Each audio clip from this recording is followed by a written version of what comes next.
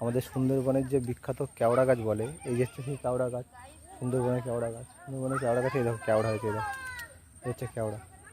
এইগুলো যখন পেকে যায় খেতে দারুণ লাগে। মানে এই যে ছালগুলো দেখতে পাচ্ছ, এইগুলো এইগুলো হচ্ছে টক। এবার এটা এখন একটু কাঁচা আছে, আর কদিন পরে পেকে যাবে, পাকলে একটা আলাদা একটা সেন্ট বেরোয়।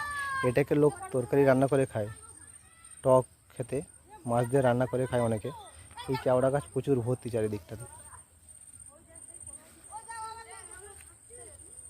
আর এই কেওড়াগুলো খেতে এত সুন্দর লাগে, দেখো বন্ধুরা কেওড়া গাছগুলোতে কত পরিমাণ কেওড়া হয়েছে।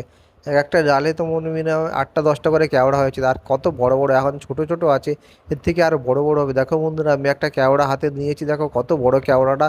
আমি একটা ভাঙার চেষ্টা করছি, কিন্তু এক হাতে ভাঙতে পারছি না, যেহেতু আমার এক হাতে ফোন আছে, সেই জন্য আমি এক হাতে ভাঙতে পারছি না। দেখো বন্ধুরা চারিদিকটাতে শুধু কেওড়া গাছ আর কেওড়া গাছ। আমাদের সুন্দরবনের এই যে কেওড়া গাছগুলো এত যে সুন্দর, কি বলবো বন্ধু।